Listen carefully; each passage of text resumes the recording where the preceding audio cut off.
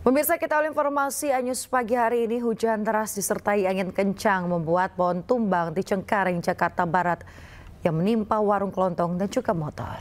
Ya, pemirsa, peristiwa ini pun membuat arus lalu lintas di sekitar lokasi tersendat.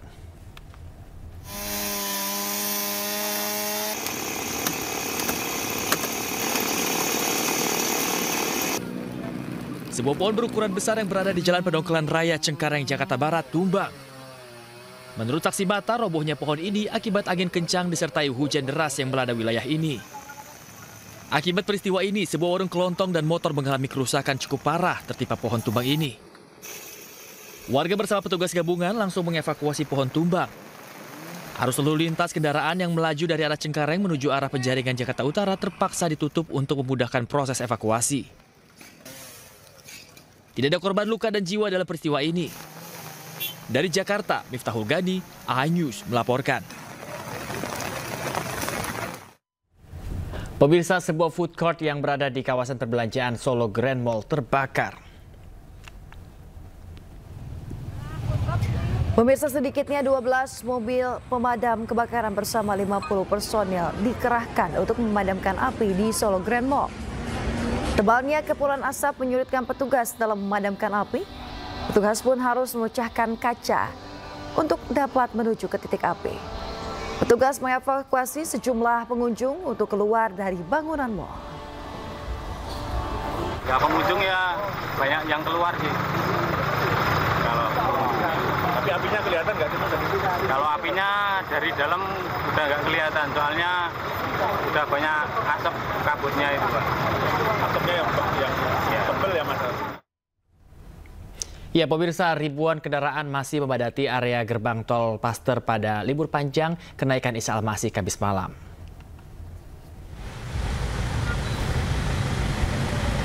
Pemirsa, hingga Kamis malam ribuan kendaraan wisatawan terus memadati area gerbang tol Paster, Kota Bandung, Jawa Barat untuk menikmati liburan panjang Isa Al-Masih. Banyaknya kendaraan yang masuk ke Kota Bandung membuat kawasan tersebut macet. Di samping itu, kawasan Jalan Dr. Junjunan yang mengarah ke pusat kota juga mengalami peningkatan volume kendaraan. Mayoritas kendaraan berasal dari luar kota Bandung. Kendaraan wisatawan banyak yang mengarah ke kawasan Asia Afrika dan juga kawasan Jalan Braga. Diprediksi keramaian wisatawan akan terus terjadi hingga hari Minggu mendatang.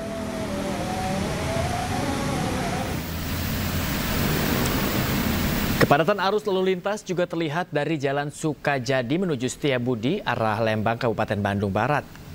Umumnya kendaraan yang masuk kota Bandung berasal dari luar daerah seperti Bogor, Jakarta, dan Tangerang. Tingginya volume kendaraan mengakibatkan arus lalu lintas di sepanjang Jalan Sukajadi menuju Setiabudi Lembang tersendat. Diperkirakan kondisi ini akan terus terjadi selama musim libur panjang akhir pekan kenaikan Isa Al-Masih.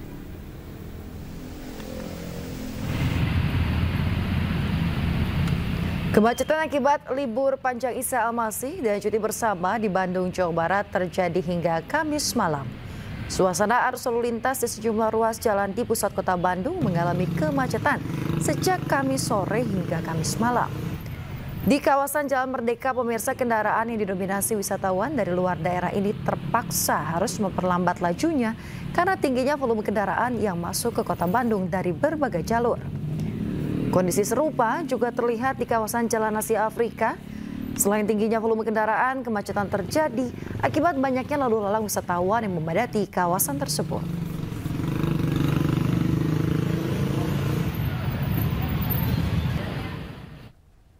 Kita ke informasi lain, pemirsa. Rombongan Presiden Prancis Emmanuel Macron mengakhiri kunjungan di Indonesia dengan berkunjung ke Provinsi Jawa Tengah.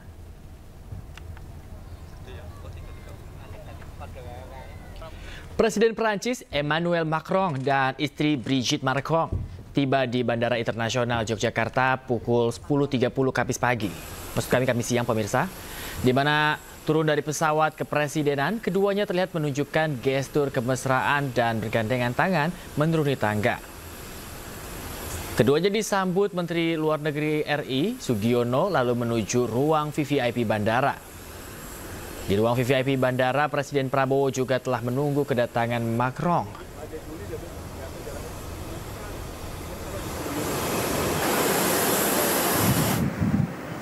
Pemirsa, rombongan Presiden Macron bersama Presiden Prabowo kemudian menuju ke Akademi Militer Magelang menggunakan helikopter kepresidenan. Kedua pemimpin negara tiba di Akademi Militer Magelang, Jawa Tengah sekitar pukul 11:40 waktu Indonesia Barat. Tidak lama berselang, Prabowo menyupiri Macron menuju Gedung Geraha Utama Akmil menggunakan maung. Kedatangan keduanya disambut oleh para pelajar. Tiba di Gedung Geraha Utama Akmil, Macron sempat berkeliling untuk melihat-lihat seisi gedung.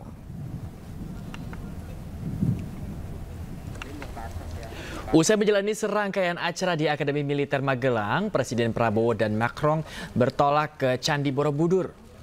Keduanya menikmati keindahan Candi Borobudur yang menjadi salah satu warisan dunia dan tercatat di UNESCO. Kunjungan ke Candi Borobudur juga dihadiri oleh Ibu Negara Perancis, Brigitte Macron, Didit Hedi Prasetyo, dan sejumlah Menteri Kabinet Merah Putih.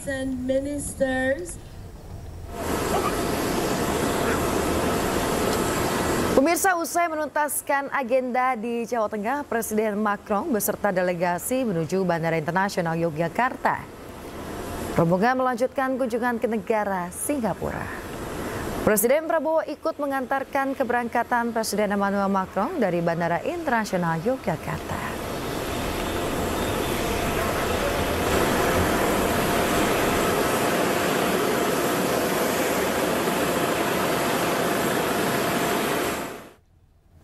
Kita beralih ke informasi selanjutnya. Pemirsa, polisi menetapkan seorang mantan pegawai Basnas sebagai tersangka dalam kasus dugaan korupsi di Basnas Jawa Barat. Tersangka diduga melakukan tindak pidana ilegal akses dan membocorkan dokumen rahasia. Penyidik di Tres Cyber Polda Jawa Barat menetapkan Trianto atau TY, mantan pegawai Basnas Jawa Barat sebagai tersangka. Penetapan tersangka ini, TY dituduh membocorkan kasus dugaan korupsi di Basnas Jawa Barat. Direktur LBH Bandung Heri Pramono selaku kuasa hukum Trianto mengaku kecewa atas langkah Polda Jabar yang menetapkan Trianto sebagai tersangka. Akibat informasi yang dibocorkannya itu, Tri dipecat sepihak oleh pimpinan tempatnya bekerja di Basnas Jawa Barat. Kepolisian menetapkan status tersangka kepada Trianto dengan tuduhan dugaan tindak pidana ilegal akses dan membocorkan dokumen rahasia. Penetapan tersangka terhadap Trianto merupakan kemunduran kinerja polisi. Justru apa yang dilakukan Trianto merupakan bentuk peran serta masyarakat membantu negara memberantas praktik korupsi. Tim Liputan iNews melaporkan. Pemirsa, Menteri Agama RI Nasaruddin Umar enggan berkomentar ketika dimintai ketanggapan terkait dugaan korupsi di Basnas Jawa Barat. Ya, saat ditanya wartawan, pemirsa, dirinya hanya berkata belum. Pak Menteri, izin terkait dengan dugaan korupsi Basnas, Pak Menteri. Apa tanggapannya? Apa? Basnas Jawa Barat, Pak Menteri. Oh, belum. Sementara itu, pemirsa, Basnas Jawa Barat buka suara terkait ex-pegawainya yang dijadikan tersangka usai mengungkap kasus korupsi di Basnas Jabar. Ya, Basnas Jabar menyebut pemecatan tersangka murni karena rasionalisasi lembaga dan dilakukan sebelum tersangka mengungkap dengan dugaan korupsi, maksud kami, di Basnas. Itu sama sekali tidak benar. Kenapa? Buktinya, faktanya, Saudara Trianto diberhentikan tanggal 20 Januari 2023, ya, dan bukan karena dia melaporkan. Karena sebelum diberhentikan tidak ada urusan lapor-melapor. Dia tidak melakukan pelaporan apapun. Nah, sementara dia baru melapor ke berbagai pihak itu bulan Maret 2023. Nah, jadi logikanya kan nggak masuk. Jadi logikanya kalau misalkan dia dipecat karena melaporkan lah, dia dipecat dulu, baru dia melapor kemana-mana. Mungkin karena nggak terima diberhentikan, nggak terima di PHK, dia mulailah mengorek-ngorek. Gitu ya, itu satu. Jadi itu fakta yang sebenarnya begitu. Buktinya ada jelas. Polisi mengklaim telah menangkap pelaku yang mengganti plat nomor polisi mobil BMW milik Cristiano Pangarepenta, Pangindahan Tarigan, pemirsa, di mana pengemudi BMW tersangka kasus kecelakaan lalu lintas yang menewaskan Argo Eriko Avandi. Hal itu diungkap Kapolresta Sleman Kombes Pol Edi Setianto saat memberikan keterangan kepada awak media. Edi menyebut saat mobil yang dikemudikan Cristiano menabrak motor Argo, Plat nopol kendaraan BMW pelaku masih F1206. Namun ketika mobil sudah diamankan, ada seorang yang mengganti plat nomor kendaraan dengan B1442NAC. Aksi pelaku mengganti plat nomor kendaraan terekam CCTV Mapolsek Ngalik. Hingga kini pemirsa, polisi enggan mengungkap identitas, motif maupun relasi pelaku tersebut dengan tersangka Kristianto karena masih dalam proses pendalaman dan pemeriksaan. Sosok pelaku sejauh ini berstatus saksi dan akan diproses terkait dengan upaya mengaburkan barang bukti. Iya. Sudah terima, kita ambil CCTV-nya, itu dia mengganti ya di dalam, karena itu mobilnya parkir di belakang polsek sana, itu mereka berkumpul di situ tiba-tiba mengganti tanpa sepengetahuan dan izin dari kita. Ya, ada CCTV-nya sudah ada semua. Itu bukan anggota Pak yang mengganti Pak? Bukan anggota, ya. Ya, tidak ada anggota saya, hanya itu. Pemirsa, kebakaran menghanguskan tempat pemilahan sampah di Kabupaten Bandung, Jawa Barat. Banyaknya sisa pembakaran sampah membuat api cepat membesar. Posisi Jalan Sampora, Pak. Depan kantor Margahayu, Pak.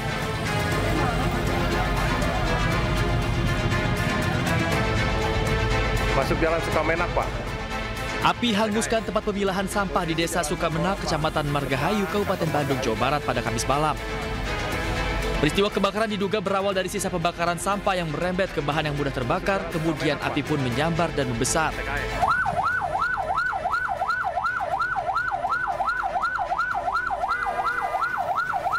Sedikitnya 16 petugas pemadam kebakaran Kabupaten Bandung diterjunkan. Dengan bantuan warga, api berhasil dipadamkan petugas selama 2 jam. Kami menerima telepon jam 14.36 ke pos TKI yang kebakaran di Cilisung RP03 R4 yang terbakar tempat sampah sementara. Itu dugaan belum diketahui. Masih dalam penyelidikannya? Dalam penyelidikan. Tidak ada korban jiwa dalam peristiwa kebakaran ini, namun kerugian ditaksir mencapai puluhan juta rupiah. Peristiwa ini pun hingga kini masih dalam penyelidikan. Dari Kabupaten Bandung, Jawa Barat, Iwan Pangestu, iNews melaporkan. Pemirsa, kebakaran menimpa sebuah bengkel motor di Pasuruan, Jawa Timur. Api diduga berasal dari warga yang bakar sampah sembarangan.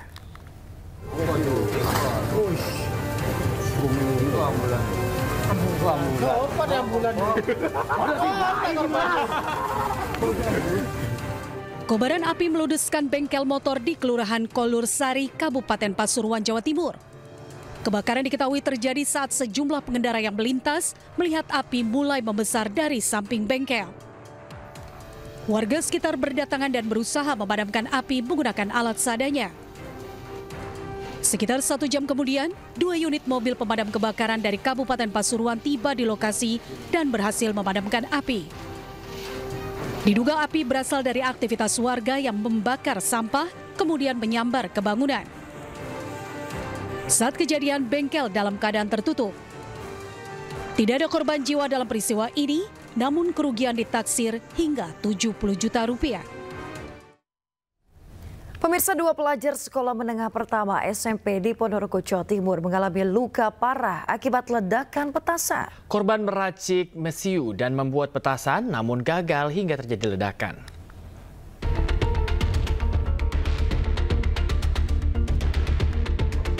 Yudi dan Dimas, 2 pelajar SMP ini dirawat intensif di RSUD Harjono Ponorogo karena mengalami luka bakar serius akibat ledakan petasan yang mereka buat.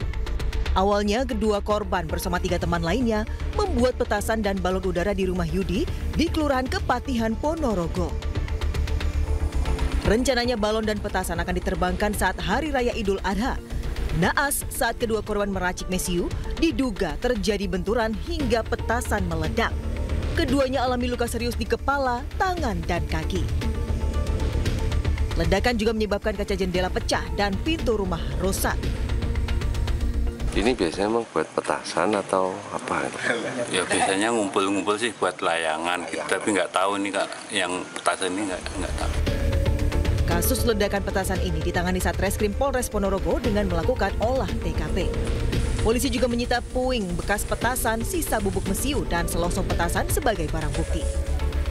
Dari Ponorogo, Jawa Timur, Ahmad Subeki, iNews melaporkan. Seorang buruh harian lepas tertimpa batang pohon saat tengah menerbang pohon besar di Gunung Pangilun di Kota Padang. Petugas evakuasi korban yang berlangsung dramatis.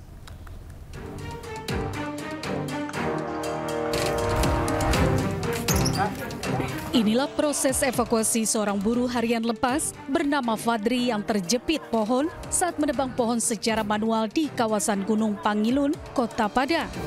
Petugas gabungan langsung evakuasi korban dengan berhati-hati karena posisi korban cukup sulit dijangkau berada di ketinggian.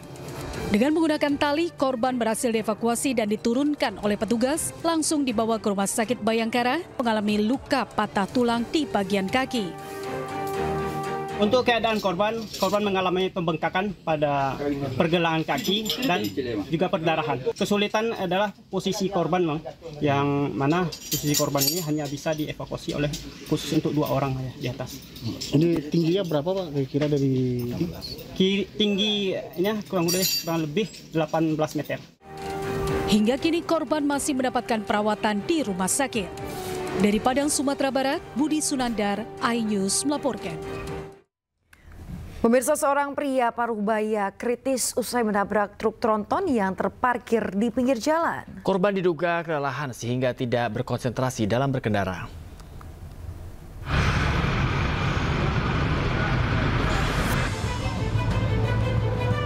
Kecelakaan lalu lintas terjadi di Jalan Raya Juno, Kabupaten Bangkalan, Jawa Timur. Warga yang mendengar benturan keras langsung mendatangi korban yang diketahui bernama Untoro yang sudah tergeletak di tengah jalan. Pria parubaya berusia 56 tahun ini tak sadarkan diri dengan luka parah di bagian kepala. Kondisi korban yang kritis langsung dievakuasi ke rumah sakit. Motor korban yang mengalami kerusakan sempat menyangkut di bagian samping bawah truk, bahkan besi-besi pengaman truk bengkok hingga patah dihantam motor korban. Menurut warga, korban melaju kencang dari arah timur saat melintas di lokasi, motor korban oleng dan menabrak bagian belakang truk. Diduga korban mengantuk saat mengendarai kendaraan motor seorang diri. Petugas kepolisian menghimbau agar para pengendara beristirahat sejenak jika merasa lelah untuk menghindari dari insiden kecelakaan di jalan raya. Dari Bangkalan, Jawa Timur, Taufik Syarawi, iNews melaporkan.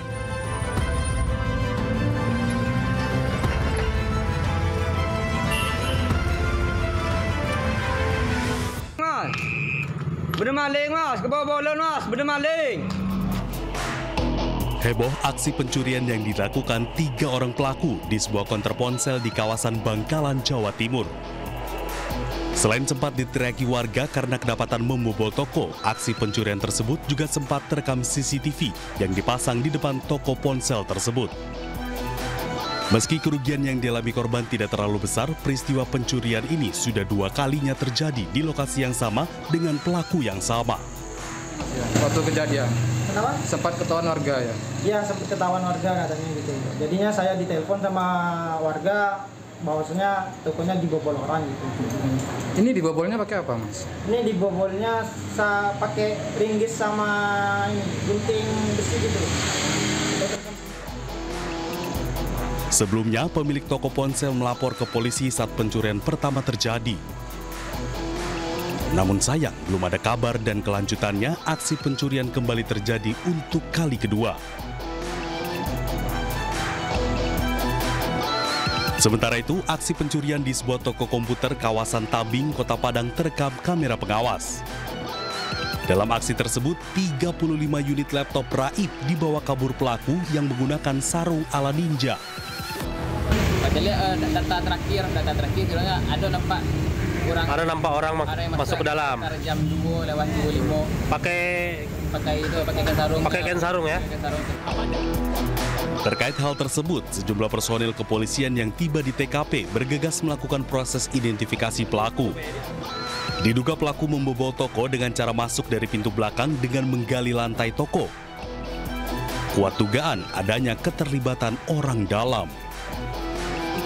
Kini kasus ini masih dalam proses penyelidikan pihak kepolisian Polresta Padang. Tim Liputan iNews melaporkan. Pemirsa, warga di Kabupaten Jombang, Jawa Timur dihebohkan dengan beredarnya video seorang perawat yang melakukan live TikTok usai melakukan operasi sesar. Aksi live tersebut dinilai tidak terpuji karena dilakukan di dalam ruang operasi saat pasiennya masih dijahit pasca operasi. Mas Rijal lagi jahit di belakang ya guys. Turun mari guys. Operasi sesar.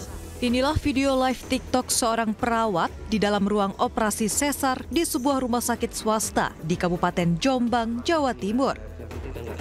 Aksi live TikTok ini diduga dilakukan pelaku sesaat setelah bayi lahir, sementara seorang perawat lain tengah menjahit ibu bayi. Meski dalam live-nya tidak menampakkan muka pasiennya, namun aksi pelaku live TikTok di dalam ruang operasi sesar ini tentu saja memantik emosi warganet. Pasca video viral, Kepala Dinas Kesehatan Kabupaten Jombang pun membenarkan kejadian tidak terpuji ini. Kayak itu akunnya si perawat itu atau akunnya si dokter yang jadi kepala di kamar operasi itu, dok? Sudah ada dokter yang juga akunnya perawat sendiri. Sebenarnya saya sebagai ketua ID dan saya juga mencari. Dari intinya masalah ini. Sementara itu, atas kejadian ini Persatuan Perawat Nasional Indonesia atau PPNI Jawa Timur pun ikut angkat suara. PPNI Jatim menilai tindakan perawat yang siaran langsung TikTok di ruang operasi sebagai bentuk pelanggaran berat dan melanggar kode etik. Yang bersangkutan telah melanggar nilai-nilai kode etik yang ada, terutama dalam aspek merahasiakan, jadi confidentiality.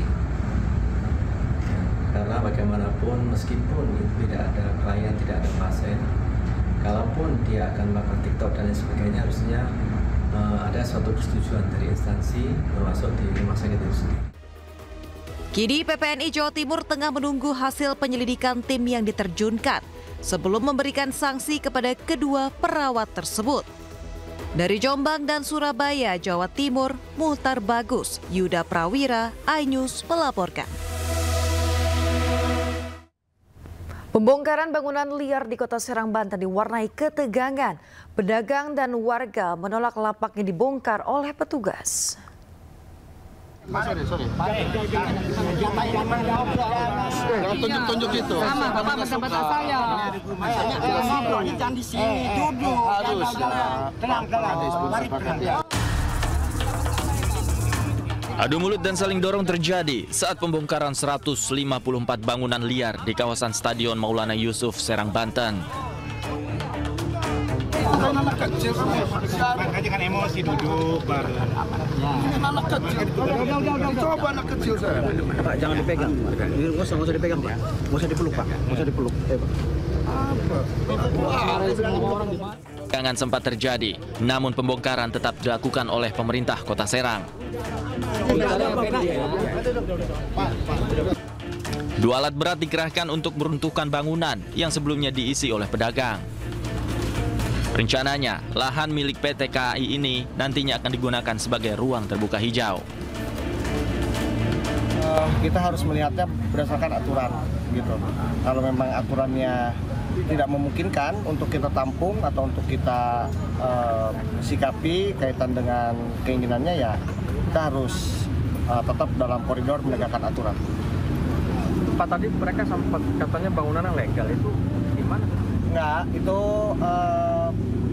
alibinya mereka lah. Alibinya beberapa orang yang merasa tidak puas. Para pedagang diberikan kesempatan untuk melakukan gugatan ke pengadilan jika merasa memiliki legalitas untuk menempati lahan tersebut. Dari Serang, Banten, Mahesa Apriandi, iNews melaporkan. Pemirsa, ahli digital yang juga terlapor dalam kasus dugaan ijazah palsu Jokowi meminta agar gelar perkara khusus secara terbuka. Selain itu, Roy Suryo juga akan melapor ke Komnas HAM.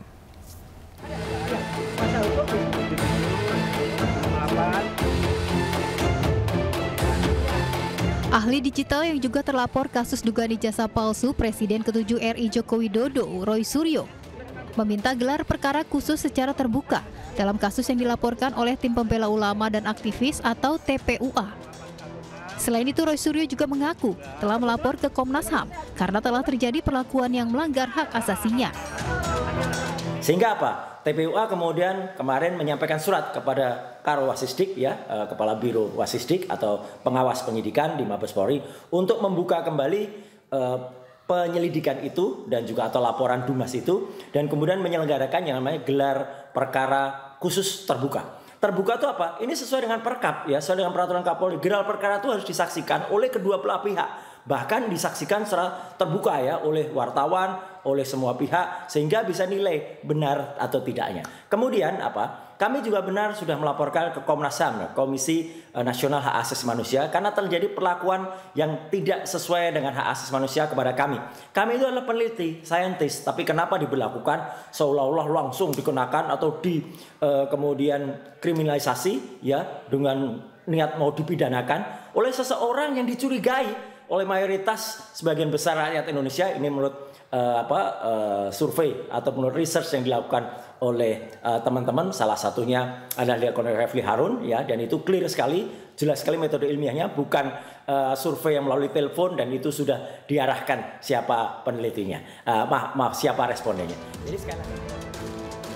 Roy Suryo pun mendukung pelaporan TPUA kepada Kompolnas untuk membuka pengetahuan masyarakat agar skandal ijazah palsu bisa terbongkar.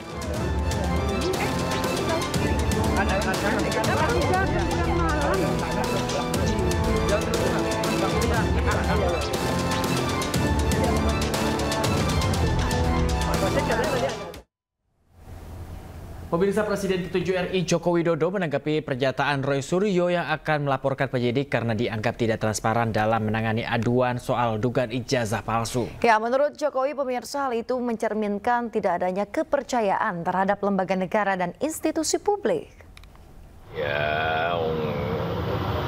UGM nggak dipercaya, Barreskrim nggak dipercaya, KPU nggak dipercaya, terus yang mau dipercaya siapa?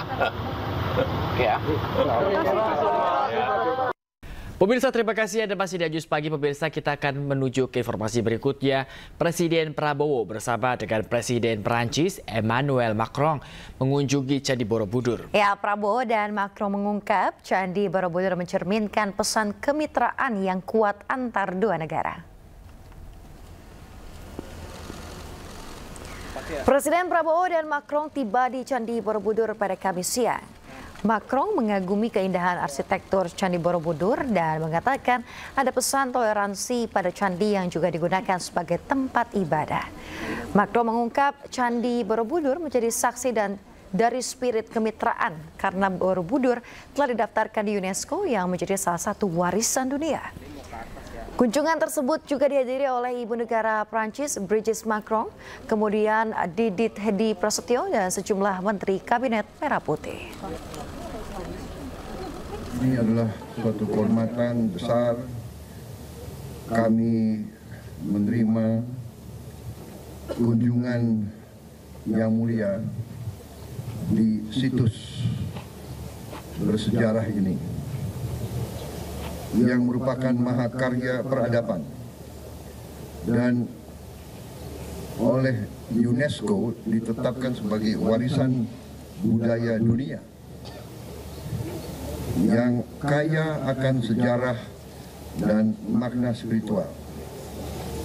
Indonesia sebagai bangsa yang mempunyai filosofi dasar negara adalah Pancasila, menghormati semua agama dan semua kepercayaan, dan adalah kehormatan bagi saya sebagai Presiden Republik Indonesia untuk hari ini menemani sahabat saya, Presiden Republik Prancis. Indonesia dan Prancis adalah dua bangsa yang besar yang memiliki sejarah yang panjang, budaya yang mengakar kuat, dan peradaban juga yang panjang. Kami juga memiliki semangat yang sama, nilai-nilai kemanusiaan. Pemirsa, kehangatan antara Presiden Prabowo dan Presiden Macron terlihat saat keduanya mengunjungi Candi Borobudur. Prabowo menyoroti Macron saat naik buggy car.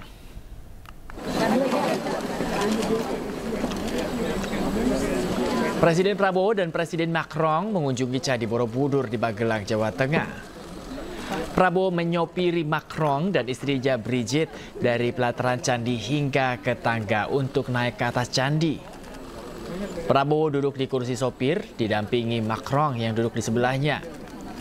Kemudian di kursi belakang Bugi ada Brigitte Macron dan Didit Hadi Prasetyo. Sesampai di tangga candi, mereka naik ke atas candi bersama dengan para delegasi kedua negara.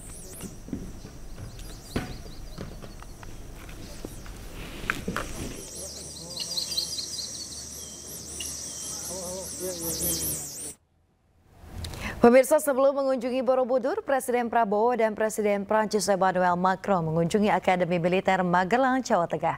Dalam momen tersebut, Presiden Prabowo sempat menyupiri Presiden Macron menggunakan kendaraan maung.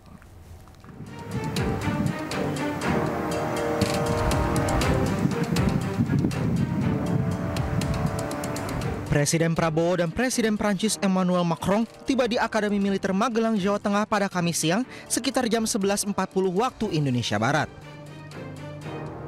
Keduanya menggunakan helikopter kepresidenan yang sama dari Bandara Internasional Yogyakarta. Tidak lama berselang, Prabowo kemudian menyopiri Macron menuju Gedung Geraha Utama Akmil menggunakan maung. Pelajar sekolah dasar dan sekolah menengah pertama ikut menyambut kedatangan Presiden Prabowo Subianto dan Presiden Prancis Emmanuel Macron.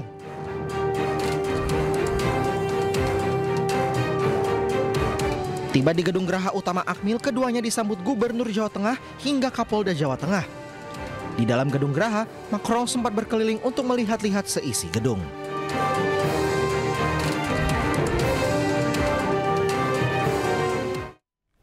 Presiden Republik Indonesia Prabowo Subianto menerima tanda jasa penghargaan kehormatan tertinggi dari pemerintah Perancis. Momen penyematan tanda jasa itu dilakukan dalam upacara penyambutan Macron di Akademi Militer Magelang, Jawa Tengah.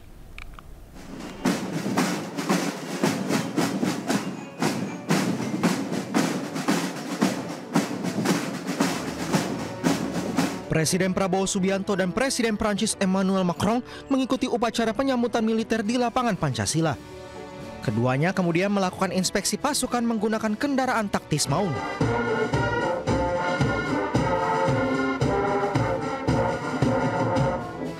Kemudian dilanjutkan dengan penyematan tanda jasa kehormatan Grand Cross of the Legion of Honor dari pemerintah Prancis.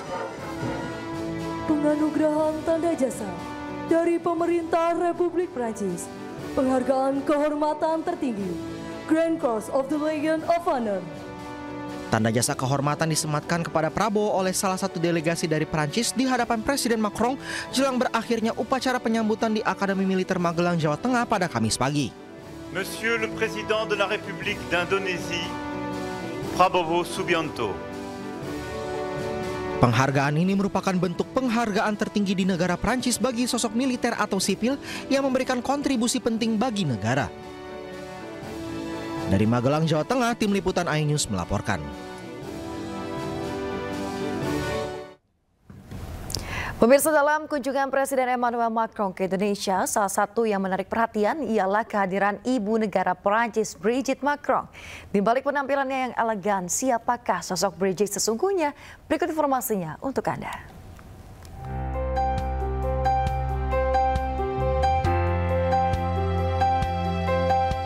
Video ini viral di media sosial dan membuat sosok Brigitte Macron menjadi perhatian warganet bahkan sebelum kunjungannya ke Indonesia.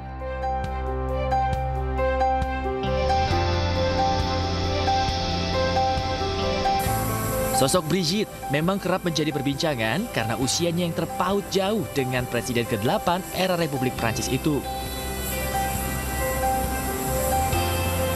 Wanita dengan nama lengkap Brigitte Marie-Claude Macron lahir di Amiens, Prancis pada 13 April 1953. Perbedaan usianya dengan Emmanuel mencapai 25 tahun.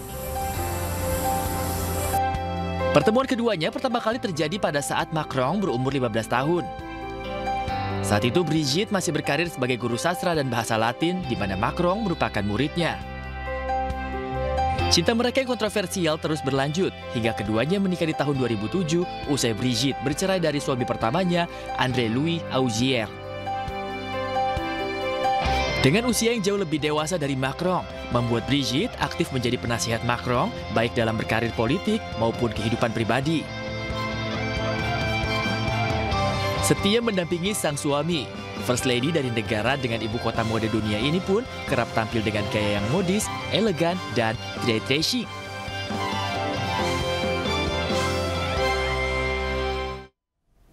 Gubernur Jawa Barat Deddy Mulyadi mengamuk saat tengah mengisi acara di Subang, Jawa Barat. Ia kesal dengan sekelompok supporter bola yang meneriakan yel-yel tolak klubnya dijual yang dianggap tidak punya etika.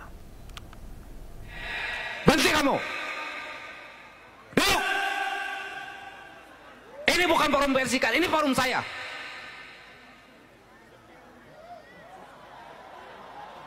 Siapa kamu? Turunkan spanduknya. Gubernur Jawa Barat Deddy Mulyadi mengamuk saat hadir di acara Nganjang Karakyat di Desa Sukamandi Jaya, Kecamatan Ciasem, Subang, Rabu 28 Mei 2025. Deddy bahkan bangkit dari duduknya dan melanjutkan kemarahannya. Dia naik pitam ketika sekelompok orang membentangkan spanduk yang menolak dijualnya klub sepak bola Persika Subang, disertai teriakan yel-yel yang mengganggu jalannya acara. Ngaku anak muda, ngaku berpendidikan, nggak punya ini penderitaan rakyat dan urusan Persikas. Urusan Persikas bukan di sini di lapangan, dan bukan urusan saya. Kamu ada orang menderita lagi diselamatkan, kamu teriak Persipas. Siapa kamu? Masuk sini. Cari siapa orangnya. Dengan saya sini. Deddy Mulyadi marah karena saat insiden terjadi, ia tengah berdiskusi dengan ibu 4 anak yang ditinggal suaminya menikah lagi. Usai kejadian, Deddy pun memberikan penjelasan di akun Instagram pribadinya. Ia menyebut kemarahannya bukan soal penolakan kritik, melainkan soal sikap dan etika dalam menyampaikan aspirasi.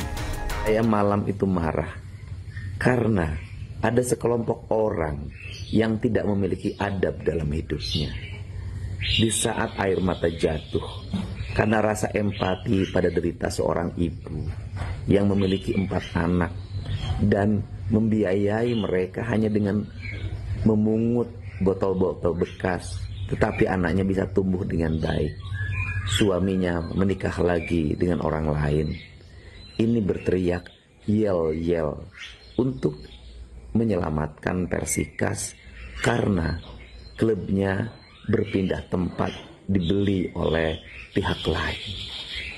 Tentunya sikap ini adalah sikap yang tidak beradab, yang menempatkan sebuah masalah tidak pada tempatnya.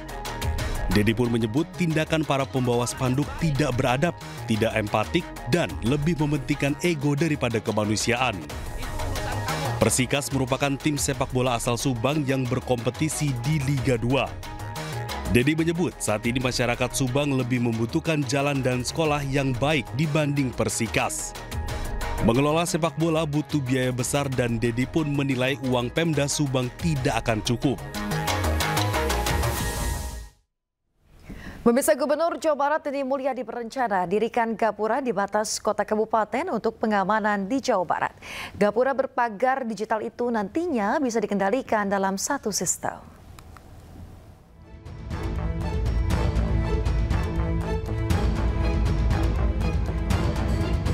Gubernur Jawa Barat Deddy Mulyadi berupaya menurunkan angka kejahatan di Jawa Barat.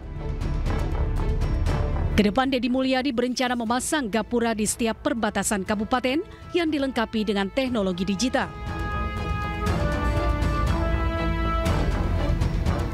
Nanti di setiap batasan kabupaten itu ada gapura. Gapura ini bukan hanya aksesoris karena kita mencintai leluhur. Itu tahap pertama. Tahap keduanya adalah gapura itu pengamanan, Pak Sekda. Pengamanannya bagaimana? Di pinggir kanan gapura nanti disimpin pagar digital, Pak, ke samping. Kalau memang mungkin ke bawah, ya kan? Bagaimana? Dan itu dikendalikan dalam satu sistem di mana nanti CCTV terkendali. Kalau ada kejahatan, mobil lari, itu tinggal dipijit knob set, dia nutup sendiri. Dan saya nanti akan buat di setiap perbatasan kabupaten. Setelah itu setiap perbatasan kecamatan, maka Jawa Barat itu akan menjadi kabupaten yang bebas kejahatan taruhan saya. Anda tahu kita masalahnya sudah selesai. Demul berkeyakinan dengan sistem yang baik, pengawasan yang ketat, dan teknologi yang tinggi, tidak akan ada orang yang berani berbuat kejahatan.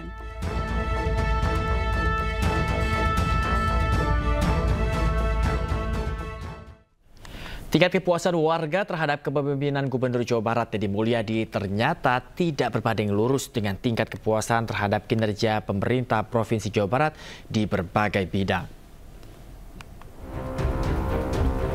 Berdasarkan hasil survei yang dilakukan Indikator Politik Indonesia, tingkat kepuasan warga terhadap Deddy Mulyadi mencapai 94,7%. Sementara terhadap Wakil Gubernur Erwan Setiawan sebesar 61,3%.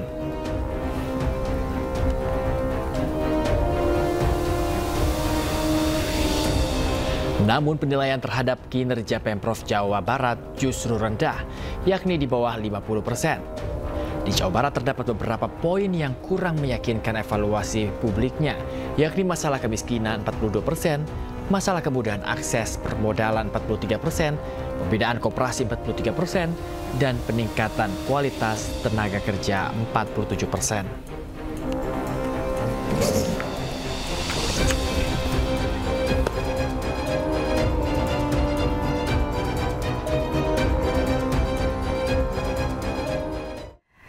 Nah pemirsa, kemana nih Anda menghabiskan libur panjang akhir pekan? Nah kalau belum tahu, di Bogor ada sebuah acara yang bukan hanya menarik, tapi juga menambah pengetahuan Anda seputar bumi Pajajaran. Seperti apa lengkapnya? Berikut liputannya untuk Anda.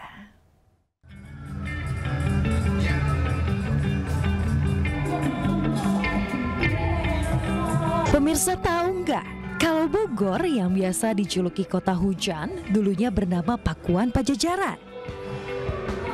Nah, itu makanya pameran naskah kuno Pakuan Pajajaran Kota Sains ini menarik untuk Anda kunjungi.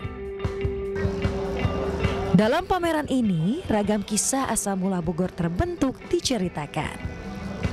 Mulai dari bagaimana Raja Tarusbawo memilih wilayahnya hingga menjadi pusat ilmu pengetahuan. Bukti pesatnya pengetahuan di Pakuan Pajajaran ini tergambar dalam kisah Bujangga Manik yang juga dihadirkan dalam pameran. Nah, disitulah kemudian menariknya kenapa? Karena tidak banyak orang yang tahu dan mestinya dengan pameran ini semakin banyak orang yang akan memahami dan memiliki rasa kebanggaan kepada tanah kelahirannya.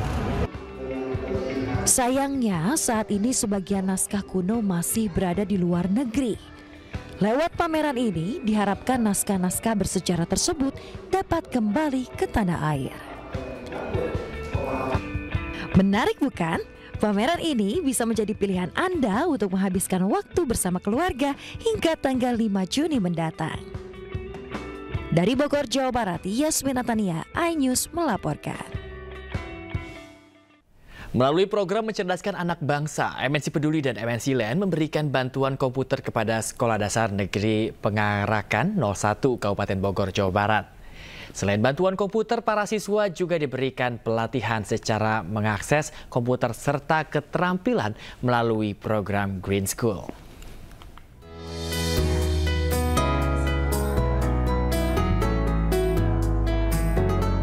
MNC Peduli dan MNC Land terus menunjukkan komitmennya dalam memajukan dunia pendidikan di tanah air. Salah satunya dengan bantuan komputer yang diserahkan kepada SDN Pangarakan 01 yang berada di kawasan ekonomi khusus MNC Ledo City, Cigombong, Kabupaten Bogor, Jawa Barat. Para siswa juga diberikan pelatihan menggunakan komputer, serta mencari referensi pembuatan ekoprint oleh tim MNC Peduli dan MNC Land yang hadir di lokasi. Pertama itu siapin kain sama plastik dan lalu terus kain, dawet, tadi tumpuk sama plastik, tadi pukul-pukul. Oh gitu, itu materi dapat dari mana? Komputer. Oh, komputer yang di sekolah? Iya. Bantuan komputer yang diberikan MNC Peduli dan MNC Land ini memberikan dampak positif untuk menunjang pembelajaran para siswa dalam meningkatkan kualitas pengembangan ilmu pengetahuan. Ucapkan terima kasih banyak kepada MNC Peduli yang sudah memberikan bantuan berupa unit komputer dan ini sangat bermanfaat sekali bagi kami, terutama untuk meningkatkan kompetensi atau keterampilan anak. Alhamdulillah bersyukur juga misalnya apa yang sudah diberikan bantuannya dari MNC ini sangat begitu manfaat untuk dari khususnya murid SMK Arakan ini. Program MNC Peduli dan MNC lain ini menunjukkan penggunaan teknologi dapat meningkatkan kreativitas para siswa, serta pengembangan keterampilan motorik. Dari Bogor, Jawa Barat, Andi Firmansyah, iNews melaporkan. Pemirsa, penasaran nggak apa jadinya jika pertunjukan musikal digabungkan dengan film dan semua dimainkan oleh anak-anak? Nah, ini ditunjukkan anak-anak sekolah vokal yang kreatif di Jakarta dengan mengangkat tema animasi yang terkenal. Dan berikut liputannya untuk Anda.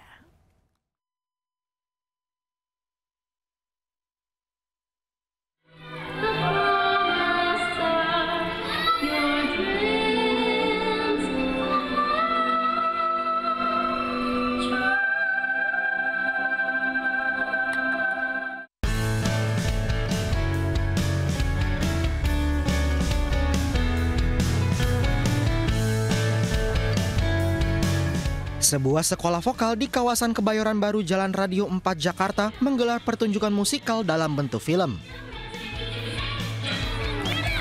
Tema yang diangkat berasal dari animasi klasik yang populer di kalangan anak-anak, yaitu Disney.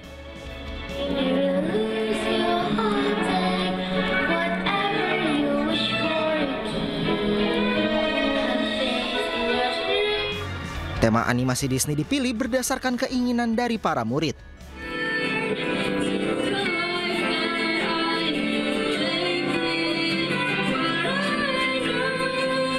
Kalau kita itu sebenarnya kita udah pernah ada acara Disney juga sebenarnya di tahun 2020. Tapi waktu itu pas masih pandemi kan, jadi kita pakai green screen apa segala macam gitu. Nah ini sekarang karena banyak yang minta lagi ada Disney lagi, akhirnya kita bikin dan ditayanginnya di bioskop gini.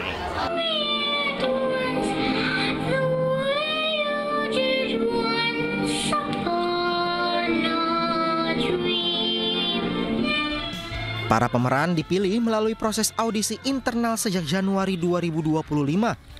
Setelah lolos, mereka mengikuti pelatihan mulai dari vokal, akting hingga proses produksi film. Aku harus ngafalin lagunya, terus ada sempat waktu itu tuh aku ganti lagu. Jadi aku harus catch up with the others, terus kayak ya udah pokoknya latihannya ya ada masa-masa yang seru, ada masa-masa yang susah, cuman ya udah. Pertunjukan musikal dalam bentuk film ini diharapkan mampu menginspirasi sekolah lain untuk terus berinovasi dalam dunia pendidikan seni di Indonesia. Dari Jakarta, Naura Syafikah, Jimmy Yasin, iNews melaporkan. Anda masih di iNews Pagi pemirsa, bersama saya Yasminata dan rekan saya Bayu Pradana. Demikian tadi adalah berita pilihan dalam iNews Pagi hari ini. Kini kita ke informasi berikutnya pemirsa. Rumah duka dua perempuan asal Garut, Jawa Barat yang merupakan bobotoh Persib yang tewas usai konvoi merayakan Persib juara Liga 1 didatangi manajer Persib Bandung. Ya, Umuh Muhtar untuk menyampaikan ucapan berbelasungkawa kepada keluarga korban. Kedua korban adalah Valda Adrianti, Pamela, dan Zakia Kirana Mustafa yang tewas dalam insiden kecelakaan di kawasan Cicalengka, Bandung usai sepeda motor mereka menabrak truk yang sedang parkir di Jalan Raya Bandung Garut pada Minggu lalu. Meninggalnya dua bobotoh ini menjadi duka mendalam bagi Persib. Valda diketahui merupakan seorang mahasiswi, sedangkan Zakia adalah seorang pelajar kelas 10 yang duduk di bangku SMK. Bahkan Valda merupakan sepupu dari pemain Persib Bandung, Beckham Putra, yang saat ini menjadi bagian dari Timnas Indonesia. Manajer Persib, Umuh Muhtar, bertandang ke rumah duka keduanya yang berada di daerah Cikole, Wanaraja, Garut.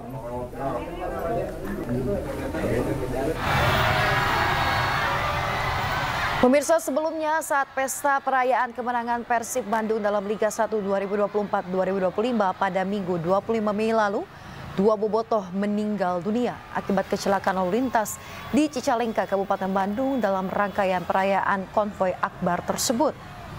Kedua bobotoh meninggal saat kendaraan motor yang mereka tumpangi menabrak bagian belakang truk.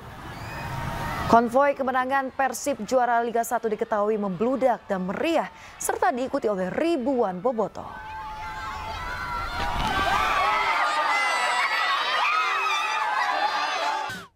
Anda kembali di Anyus Pagi pemirsa. Hujan deras disertai angin kencang membuat pohon tumbang di Cengkareng, Jakarta Barat, yang mana ini menimpa warung kelontong dan juga motor. Peristiwa ini pun membuat arus lalu lintas di sekitar lokasi tersendat.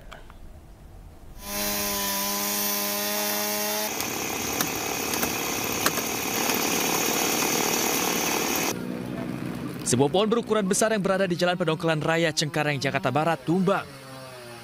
Menurut saksi mata, robohnya pohon ini akibat angin kencang disertai hujan deras yang melanda wilayah ini. Akibat peristiwa ini, sebuah warung kelontong dan motor mengalami kerusakan cukup parah tertimpa pohon tumbang ini. Warga bersama petugas gabungan langsung mengevakuasi pohon tumbang. Arus lalu lintas kendaraan yang melaju dari arah Cengkareng menuju arah Penjaringan, Jakarta Utara terpaksa ditutup untuk memudahkan proses evakuasi. Tidak ada korban luka dan jiwa dalam peristiwa ini. Dari Jakarta, Miftahul Gani, Anyus melaporkan.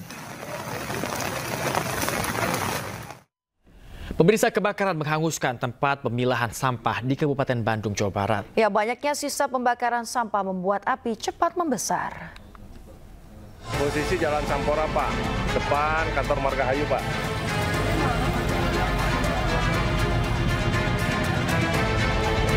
Masuk Jalan Sukamenak, Pak. Api hanguskan tempat pemilahan sampah di Desa Sukamenak, Kecamatan Margahayu, Kabupaten Bandung, Jawa Barat pada Kamis malam. Peristiwa kebakaran diduga berawal dari sisa pembakaran sampah yang merembet ke bahan yang mudah terbakar, kemudian api pun menyambar dan membesar.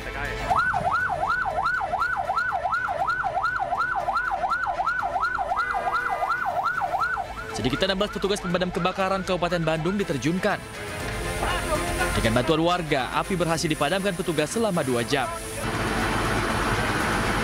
Kami menerima telepon jam 14.36 ke pos TKI yang kebakaran di Cilisung RT03 R4 yang terbakar tempat sampah sementara.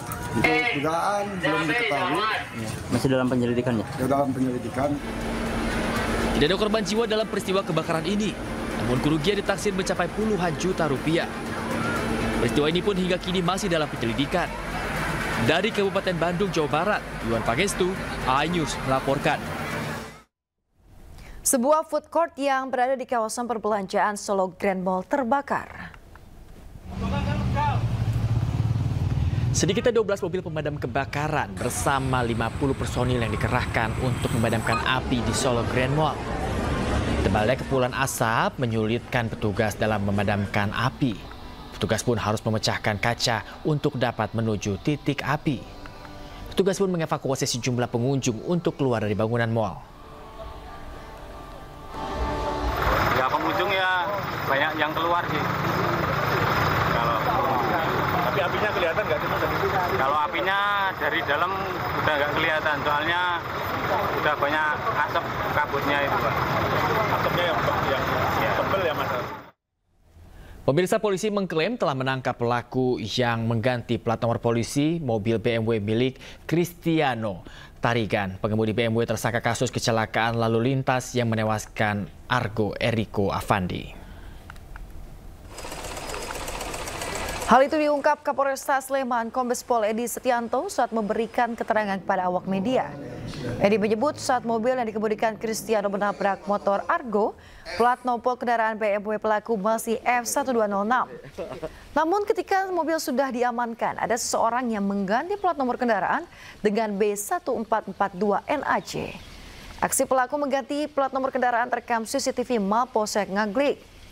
Hingga kini pemirsa, polisi enggan mengungkap identitas, motif maupun relasi pelaku tersebut dengan tersangka Cristianto karena masih dalam proses pendalaman dan juga pemeriksaan. Sosok pelaku sejauh ini berstatus saksi dan akan diproses terkait dengan upaya mengaburkan barang bukti. Kita sudah terima, kita ambil CCTV-nya, itu dia mengganti ya di dalam, karena itu mobilnya parkir di belakang polsek sana, itu mereka berkumpul di situ tiba-tiba mengganti tanpa sepengetahuan dan izin dari kita. Ya, ada CCTV-nya sudah ada semua. Itu bukan anggota Pak yang mengganti, Pak? Bukan anggota, ya. Ya tidak ada anggota saya, hanya untuk mengganti. Polisi menahan Kristiano Tarigan yang merupakan tersangka penabrak Argo Eriko Afandi di Polresta Sleman, Yogyakarta. Sementara itu keluarga korban menolak damai dan berkomitmen untuk menempuh jalur hukum.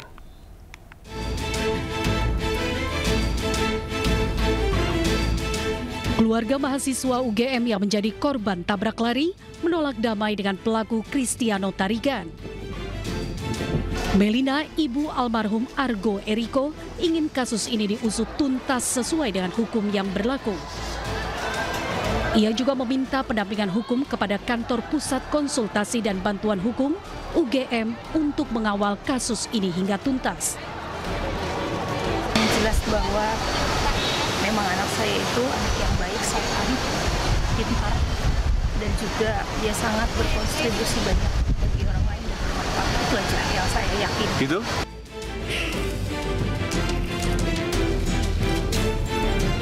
Sebelumnya polisi telah menahan Kristiano Tarigan yang merupakan tersangka penabrak Argo Eriko Afandi di Polresta Sleman, Yogyakarta.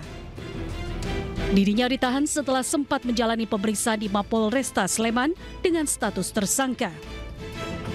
Akibat perbuatannya, Kristiano Tarigan terancam hukuman 6 tahun penjara.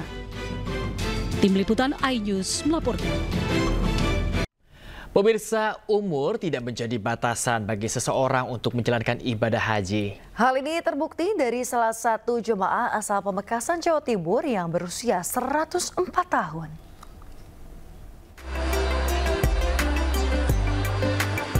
Inilah Marhama, jemaah calon haji tertua embarkasi Surabaya berusia 104 tahun, asal Pamekasan, Madura, Jawa Timur, tiba di Asrama Haji Sukolilo, Surabaya. Marhamah tiba di Asrama Haji Sukolilo, Surabaya, didampingi anak ke-8-nya, Ayamah. Meskipun sudah berusia 104 tahun, namun fisiknya masih terlihat sehat dan bugar. Wanita kelahiran tahun 1921 ini nantinya akan menjalani rangkaian ibadah dengan pendampingan dan tanpa kursi roda. Ya, didampingi, tapi tidak pakai kursi roda. Alhamdulillah sehat. Yang tertua asal dari Pamekasan, kloter 95. Usianya? Usianya 104. Okay. Ini sejauh ini yang menjadi yang tertua yang diberangkatkan embarkasi Surabaya, Pak? Untuk periode saat ini. Jawa Timur, Pak? Jawa Timur. Pasalnya pola hidup dan makan makanan sehat menjadi kunci kesehatan Marhamah agar tetap sehat dan bugar serta berumur panjang. Usai penantian panjangnya, Marhamah akan segera menunaikan rukun Islam yang kelima melalui Bandara Internasional Juanda. Dari Surabaya, Yuda Prawira, iNews melaporkan. Pemirsa, Kementerian Agama mengimbau jemaah calon haji Indonesia membatasi aktivitas fisik berat termasuk mengurangi pelaksanaan umroh sunnah berulang jelang puncak ibadah haji. Hal itu karena kondisi cuaca ekstrim di Mekah yang diperkirakan mencapai 50 derajat Celcius.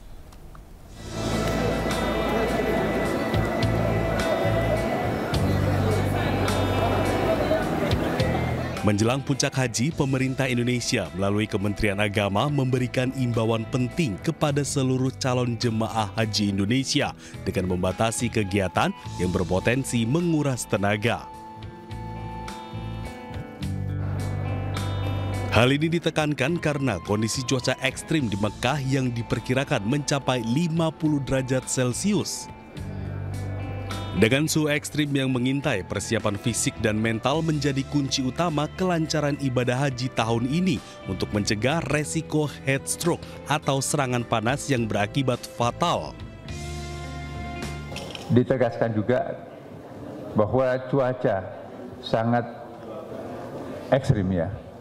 Suhu di Saudi Arabia, di Mekah sekarang ini sekitar 50 derajat Celcius.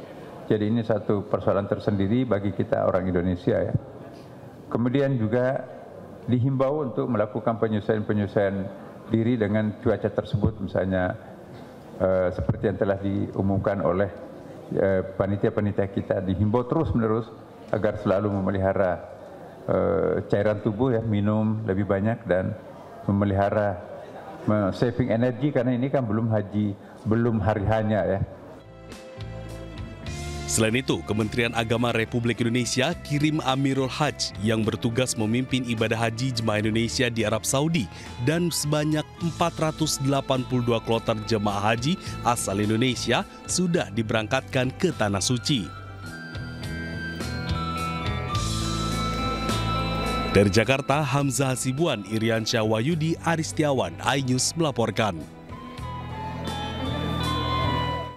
Bandara Taif, Arab Saudi untuk pertama kalinya menerima jemaah haji khusus Indonesia. Sebanyak 44 jemaah haji khusus dari Indonesia tiba di Bandara Taif, Arab Saudi, Rabu waktu Arab Saudi.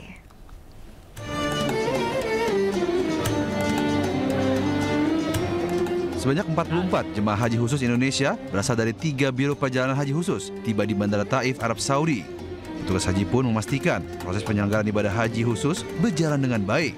Ini merupakan kedatangan perdana jemaah haji khusus melalui Bandara Taif untuk musim haji tahun ini agar memberikan jalur yang lebih efisien menuju Mekah. Dengan mendarat di Bandara Taif, jemaah lebih dimudahkan untuk mengenakan ihram dan mikot di Kornul Manazil. Hal itu berbeda dengan jemaah yang mendarat di Bandara Jeddah yang mewajibkan penggunaan ihram sedari embarkasi. Hingga Rabu waktu Arab Saudi, total jemaah haji khusus yang mendarat di Arab Saudi berjumlah 10.654 orang. Sebelumnya, mereka datang melalui 2 bandara berbeda, yakni Jeddah dan Madinah. Dari Taif, Arab Saudi, Ramdhani melaporkan. Kita ke informasi berikutnya pemirsa. PSSI memastikan Eliano Reinders batal memperkuat timnas Indonesia saat menghadapi Tiongkok dan Jepang 5 dan 10 Juni mendatang. Eliano terpaksa absen membela timnas Indonesia karena alasan keluarga. Pemain voli berusia 24 tahun ini harus mendampingi sang istri yang akan melahirkan. Pelatih timnas Indonesia, Patrick Kluivert, mengatakan Eliano telah berkomunikasi dengannya. Kluivert mendukung keputusan Eliano yang ingin berfokus bersama keluarga dalam momen penting penuh kebahagiaan. Eliano berterima kasih atas pengertian PSSI dan jajaran pelatih. Eliano tetap berdoa dan memberikan dukungan penuh agar skuad Garuda memenangi 2 laga tersebut.